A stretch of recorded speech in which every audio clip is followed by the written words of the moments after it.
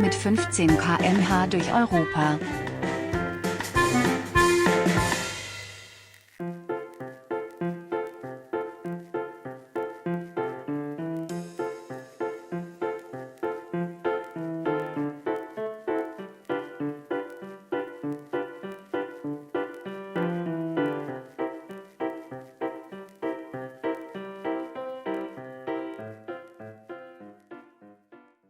Heute habe ich das Glück, dass ich den Frühstückstisch mit einer netten jungen Dame teilen darf. Darüber wird sich deine Frau aber freuen. Am besten, du schickst ihr das Video. Du kommst woher? Aus Holland. Sie kommt aus Holland? Sind das französische Haferflocken? Haferflocken, französische. Ja, Französisch. Ja, ich habe nicht ganz von Holland mitgebracht. Haferflocken, Nüsse. Da sind auch noch Nüsse, Bananen und Zimt. Datteln dabei. Ja, Gerhard, Christa ernährt sich, ganz im Gegensatz zu dir, sehr gesund. Damit würdest du deine Bowlingkugel in der Mitte des Körpers rasch dezimieren. Du bist, so wie ich auch, mit dem Fahrrad unterwegs. Wohin geht denn die Reise? Ich bin unterwegs in der Richtung von Limoges. Okay. Fein. Fein. Wieder mal nur gehört und dennoch mit einem Nicken das Verständnis quittiert. Was hältst du davon, einfach nachzufragen, wenn du etwas nicht verstehst? Das sind ungefähr wie viele Kilometer? Ich denke noch 300. Aber nicht heute, an dem heutigen Tag. Nein, heute nur 50, denke ich. Alles klar. Ich habe einen Plan für die nächsten Tage.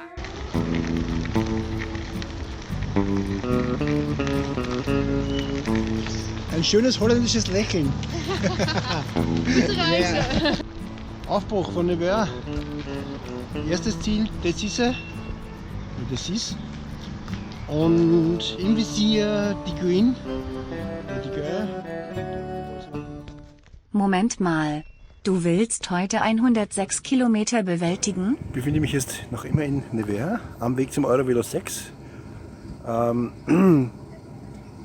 Hier sieht man den Hafen des Kanals, also das ist nicht die Loire. Du befindest dich beim Hafen Port de la Jonction. Der liegt am Ende der 3 Kilometer langen Schifffahrtsstraße mit dem wohlklingenden Namen Embranchement de Nevers.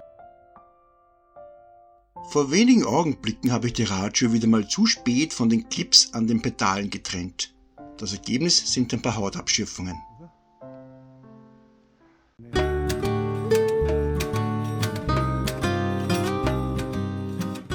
Gerhard, was glaubst du?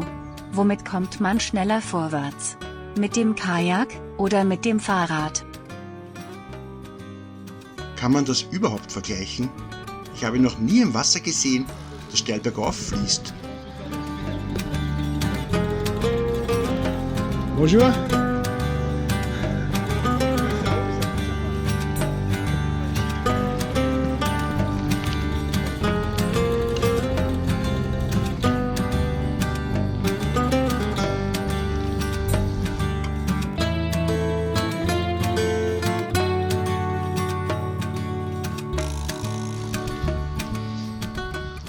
Hier ist es angeschrieben mit 32 Kilometer und Garmin meint 36 Kilometer.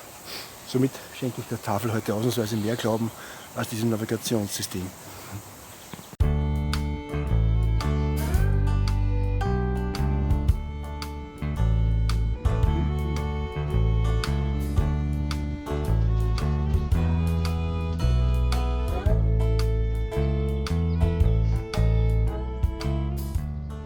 Na, was hat denn der für einen Schokoriegel verdrückt?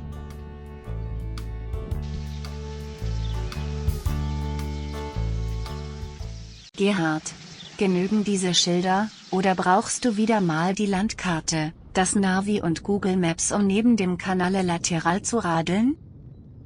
Also manchmal beschäftigen mich die Gedanken schon mit merkwürdigen Fragen. Würde ich nach rechts ausscheren, dann würde ich wohl im Wasser landen. Und links, da kann ich mir einen der zahlreichen Bäume als Knautschzone aussuchen.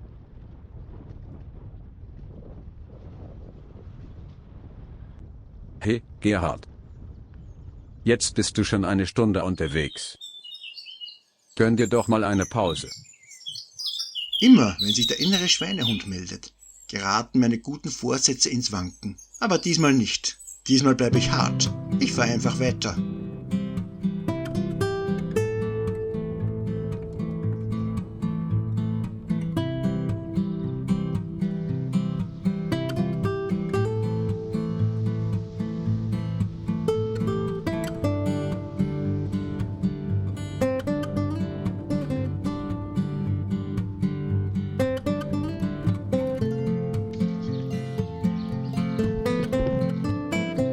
1450 Kilometer mit diesen Fahrrädern. Ist der mit einem Wäschekorb unterwegs? Da zieht es mir ja direkt die Radschuhe von den Füßen. Et vous allez où? Camping, nächste Camping. D'accord. Et où la Suisse? Ja. En Suisse?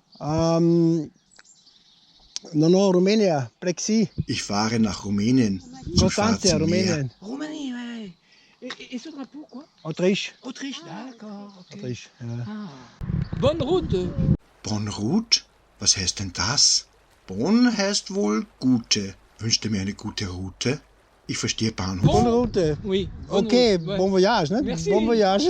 Okay. Merci beaucoup. Ein Name? Oui. Die Gerard? Gérard? Claude? Claude? Okay, Claude? Josiane? Josiane, okay, gut. Wieso grinst du wie ein Affe im Lederdress? Weil ich Ihnen in Ihrer Sprache eine gute Reise wünschen und mich verabschieden konnte. Wenn du den Französischunterricht in der Volkshochschule nicht nach 2 Monaten beendet hättest, hättest du auch verstanden, was sie dir mitgeteilt haben.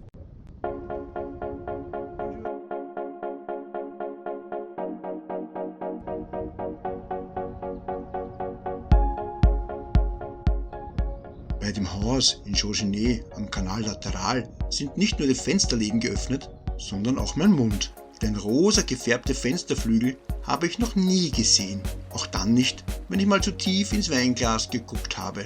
Gerhard, solltest du dich nicht auf die wunderschöne Gegend konzentrieren?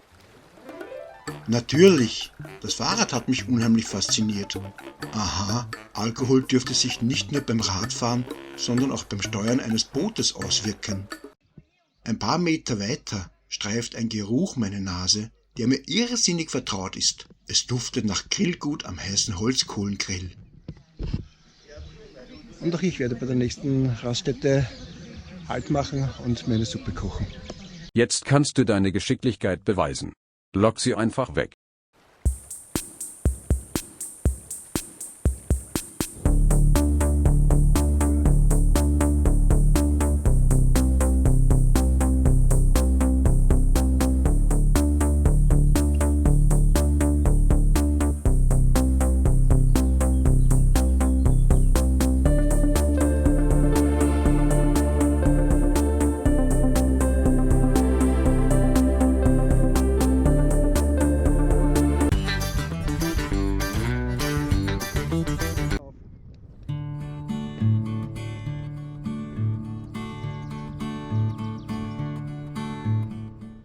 An einer ruhigen Stelle treffe ich die Familie Schwan.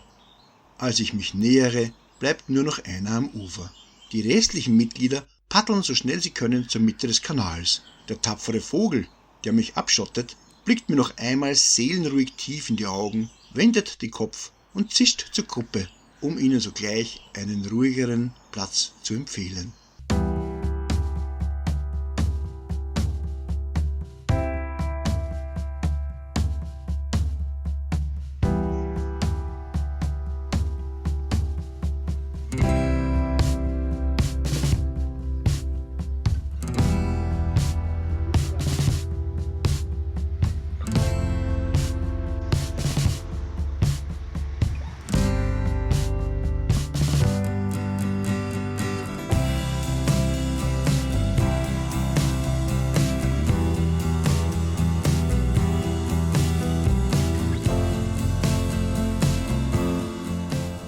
Eine interessante Stadt. Da gäbe es sicher einiges zu entdecken. Ich helfe dir. Hier gibt es Stadtmauern, eine Kirche aus dem 11. Jahrhundert, Ruinen eines alten Schlosses, ein Wasserstadion und ein Schwimmbad. Nachtschwärmer wie du können sogar an einer Laternenwanderung durch die Stadt teilnehmen. Am Flussufer richte ich mir auf einer Bank die Küche ein. Es gibt Nudelsuppe. Was sonst? Ich habe mal gehört, dass Köche nur sehr ungern oder gar nicht ihre Geheimnisse preisgeben. Ich bin da anders. Für die Suppe nehme ich klares Trinkwasser und ein Packerl, in dem sich Nudeln und viele chemische Zusatzstoffe befinden. Die Streichhölzer sind auch nicht mehr das, was sie einmal waren. Gerhard, kann es sein, dass nicht die Streichhölzer sich verändert haben, sondern eher deine Fähigkeiten? Ja, ich bin leicht verschnupft. Wahrscheinlich habe ich mich in Nevera verkühlt, denn dort hat es unmittelbar nach der Dusche in den Sanitärräumen ordentlich abgekühlt. Das bestätigt meine These, dass Körperpflege auch krank machen kann.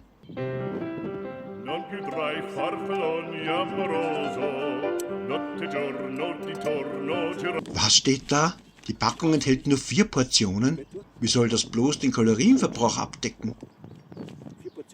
Das Gehirn kann Informationen nur nacheinander verarbeiten. Das schließt echtes Multitasking aus, sagen Forscher. Ich bin wohl eine Ausnahme, denn während die Suppe kocht, bereite ich den Reis mit Tomaten vor. Habe ich jetzt das falsch verstanden?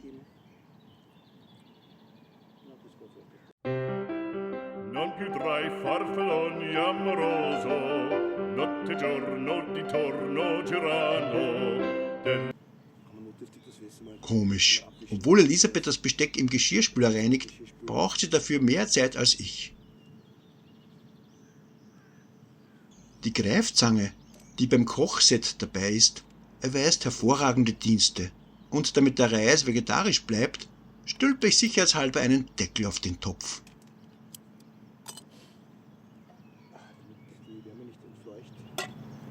Deckel drauf.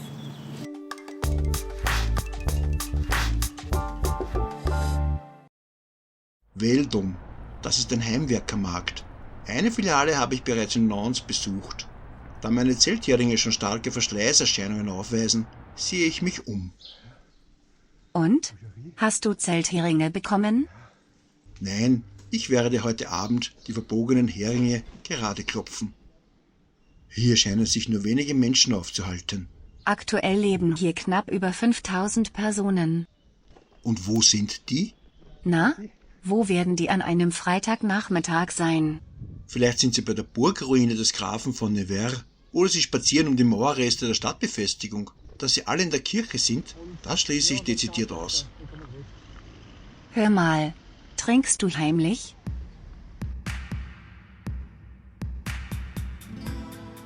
Ein Blick auf die Karte zeigt, dass ich in Kürze dem Kanal du Nivernais folgen werde.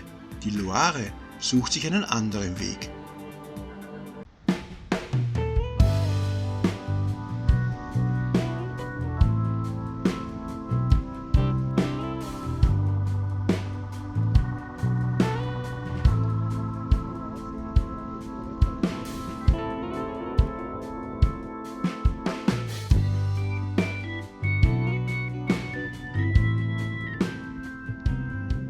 Milch und Käse esse ich für mein Leben gerne. Dass diese Produkte zum Greifen nahe sind, freut mich sehr.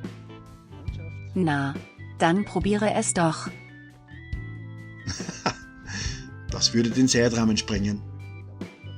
Ich spüre, wie der Rückenwind antaucht. Und trotzdem bin ich außer Puste. Steigt der Weg an oder liegt es an meiner Kondition? Dein Gewissen will dir ja nicht das Selbstbewusstsein nehmen. Doch glaubst du wirklich, dass 15 Höhenmeter auf einer Länge von 1 Kilometer fordernd sein können? Ich gebe ja zu, dass die Nadel der Waage immer noch zu stark nach rechts schwingt. Das kann aber durchaus auch an der Waage liegen.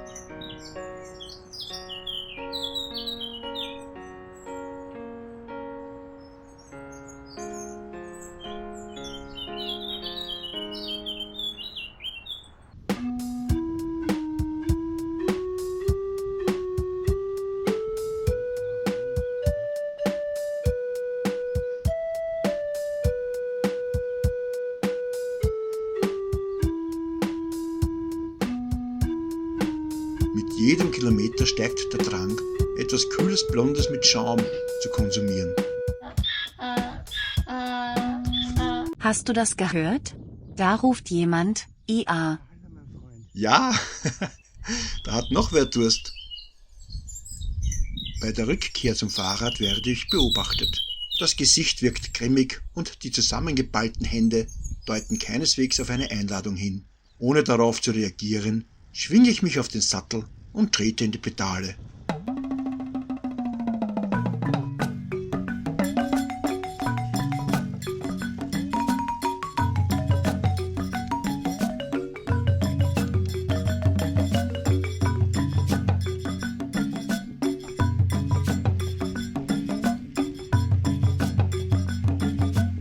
Es ist 18 Uhr.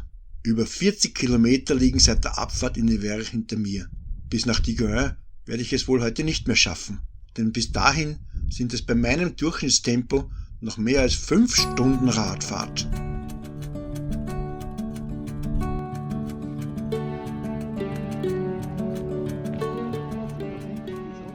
Oh, 10% Gefälle.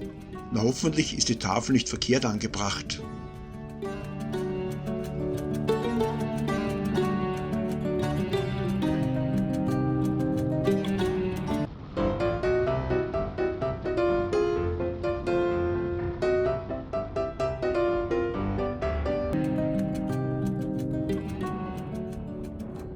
Als ich den Rauch sehe, denke ich zuerst an Indianer, dann an geräucherten Speck. Doch die Gedanken verflüchten sich, je näher ich an den Herd herankomme. Also das ist auch ein Erlebnis. Es muss nicht immer ein Fluss daneben sein. Hier jetzt durch diese Einöde durchzuradeln, und das war jetzt gut eine gefühlte halbe Stunde, das gibt schon was her. Du hast heute schon viel geleistet. Jetzt hast du dir eine Schokolade verdient. Also zuerst ging der Weg so zickzack und jetzt geradlinig wie mit einem Lineal gezogen auf einige 100 Meter. Oder du belohnst dich im nächsten Ort mit einem Eiskaffee. Und dann leichte Kurven drin, links und rechts Sträucher, man konnte kaum drüber sehen. Ja, 29 Grad Celsius. Also vorbei die Tage, wo es so um die 17, 18 Grad hatte. Gagné, ici là. Hier. Ici là. Das ist Camping? Oui, oui, oui, oui, ja. Oui, verstehe ich. Das heißt ja. Kompliment, Gerhard. Ein weiteres Wort in deiner Französisch-Wortschatzkiste. Und jetzt, wo jetzt? Wo jetzt? Da weh? Alors, oui, ici là, oui, ici là. Peut-être. Autriche. D'Autriche, en vélo? Non. En vélo? Europa. Europa? Velo. Ich glaube, mich tritt ein Pferd. Westeuropa, Osteuropa.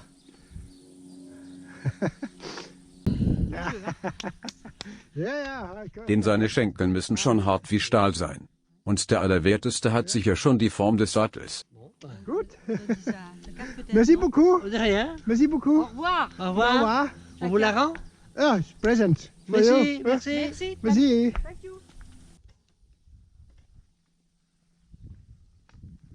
Also gerade haben mir die beiden Franzosen erklärt, dass es in 10 Kilometern einen Campingplatz gibt.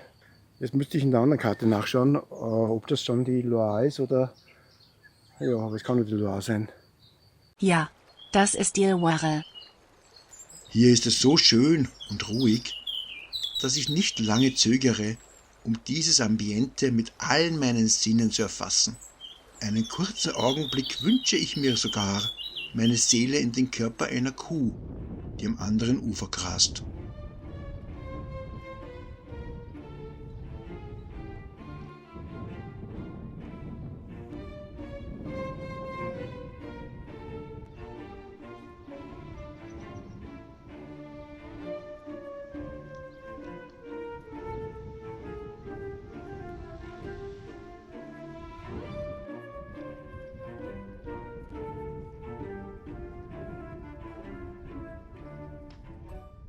Ich freue mich. In Kürze treffe ich wieder die Loire. Na bitte, da ist sie ja schon, der wunderbare Fluss, von dem ich mich wahrscheinlich morgen verabschiede.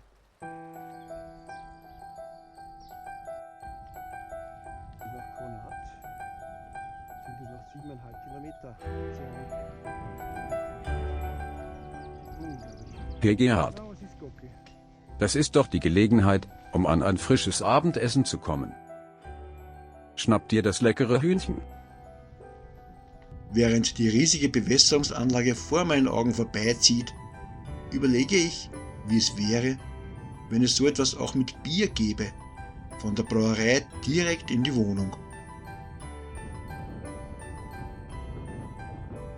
Jetzt, nach 65 Kilometer, die ich 4,5 Stunden im Sattel zugebracht habe, überfällt mich eine zunehmende Müdigkeit und Kraftlosigkeit. Ich habe einfach keine Energie mehr. Da vorne sind ein paar Bauern.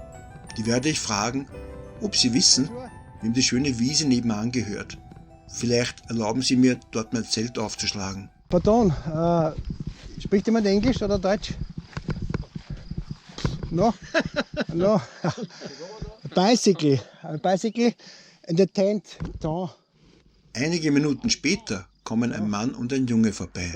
Ihrem Verhalten nach dürfte ihnen das Grundstück gehören.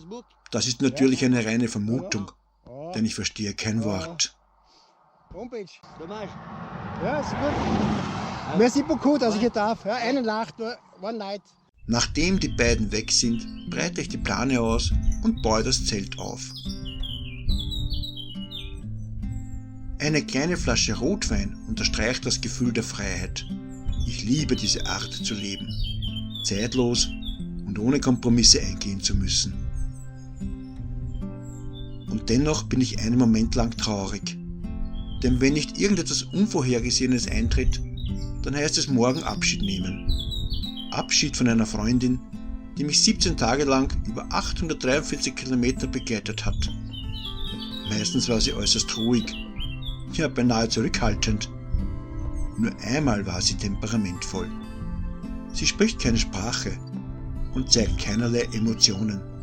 Und sie bahnt sich unausweichlich ihren Weg, solange der Mensch ihr nicht Einhalt gebietet. Loare, ich werde dich vermissen. Mit dem Auftauchen eines Autos schwinden die traurigen Gedanken. Unruhe kehrt ein. Das Gefühl der Sicherheit weicht dem Antlitz des Misstrauens. Habe ich etwas falsch verstanden? Darf ich jedoch nicht campen? Nach einer kurzen Pause bewegt sich das Gefährt wieder auf die Fahrbahn und verschwindet im dämmerigen Abendlicht. Ich telefoniere mit Elisabeth, denke an die Kinder und Enkelkinder und lasse den heutigen Tag nochmals Revue passieren.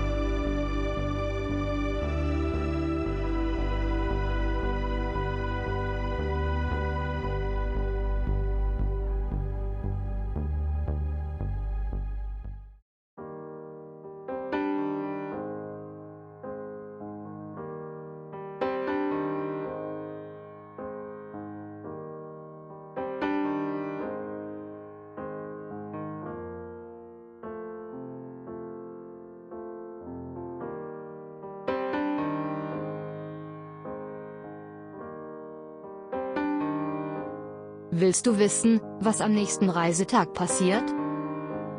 Und interessiert dich, was es auf den Radwegen Neues gibt? Dann klicke rechts unten auf das Gesicht mit dem Fahrradhelm und abonniere den Kanal. Das Abonnement ist kostenlos und jederzeit sofort stornierbar.